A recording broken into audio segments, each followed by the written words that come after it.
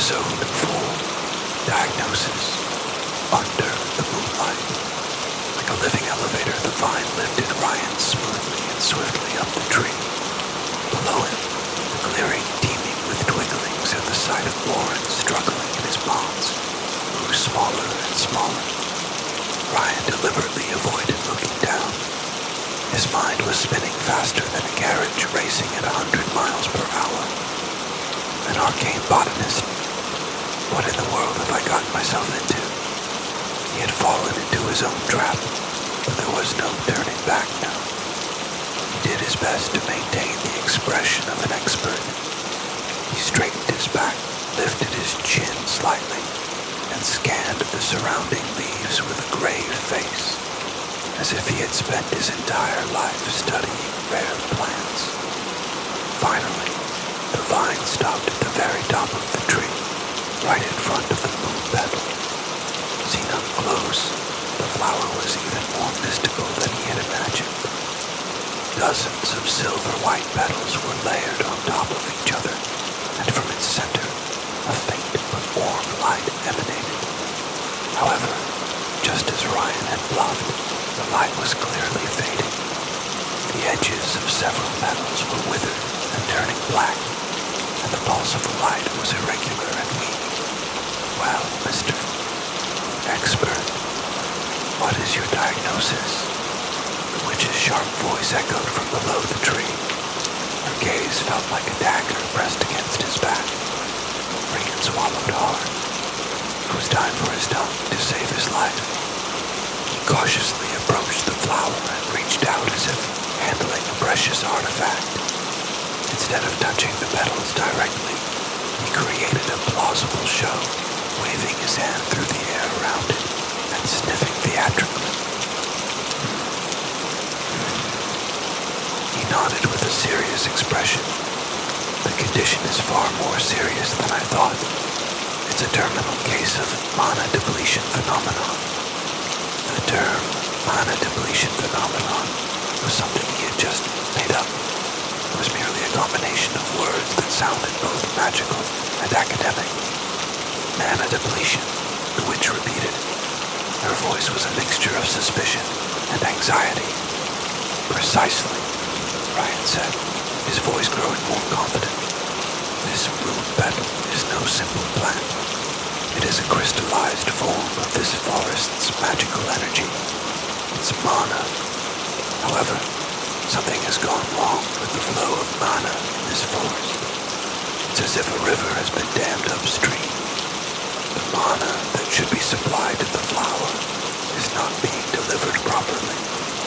That is why the flower is slowly starving to death. His explanation was complete sophistry, but to someone who knew nothing of magic, it sounded quite logical. He glanced down. The witch stood with her arms crossed, her eyes still suspicious, but she was listening to his words much more intently than before. What is the cause? I can surmise 3 primary causes, Ryan said, holding up 3 fingers. First, the wellspring of magic that is the source of this forest's mana has been contaminated. Second, the conduit of magic that leads from the wellspring to the flower has been warped by an external shock. And third, he paused for dramatic effect. The lifespan of the flower itself has come to an end.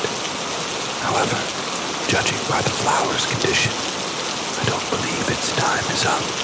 Therefore, the problem is either the first or the second. The wellspring of magic is in the silent cave, deep within the forest. No outsider has ever approached it. Then the problem must be the conduit of magic. Ryan slapped his knee. Has there been any major physical shock near this forest recently? Like an earthquake or a landslide? The witch fell into thought for a moment. About a month ago, there was a loud explosion. The ground shook on the western edge of the forest. I assumed that nearby humans were using dynamite for their mining operations. That's it, Ryan exclaimed. shock must have twisted or severed the conduit of magic within the earth. That's why the mana supply is being choked on. Everything seemed to fit together perfectly. Of course, the entire scenario was something Ryan had concocted on the spot, based on the information the witch had just fed him. Then, what is the solution? The witch's voice grew urgent. We must repair the twisted conduit, Ryan said coolly. We need a powerful catalyst to guide the flow of mana, and we must place that catalyst directly into the wellspring of magic to clear the blockage and open a new path. Where can we find such a catalyst? It's right in front of your eyes, Ryan said with a grin, pointing down. To be precise, he was pointing at Boren, who was still groaning in his fine restraints. That night, the witch looked baffled. Yes, that night. Or, to be more accurate, that great sword he carries. Ryan's eyes gleamed. That sword is no ordinary object. I caught a glimpse of it earlier, and I'm certain it is an astral blade, forged by ancient dwarven masters from the heart of a star meteorite. That sword contains celestial energy, pure, condensed mana. If we place it in the wellspring of magic, that energy will explode forth and clear the blocked conduit in a single blast. Astra Blade was the name of a legendary weapon he had heard about from a traveling jester in his childhood. He would have bet his entire purse of gold that Boren's sword was nothing more than ordinary steel. But in this moment, that sword had to be the rarest and most powerful magic blade in the world. That sword, is it truly? Are you doubting my expert eye? Ryan retorted arrogantly. You could kill the knight, take the sword, and place it in the wellspring. The problem would be solved. Of course, if you fail to handle the power contained within the blade correctly, the wellspring itself could go critical and blow this entire forest to smithereens. But the choice is yours. He skillfully wove in a threat, implying that only he could handle the sword safely. The witch fell silent again.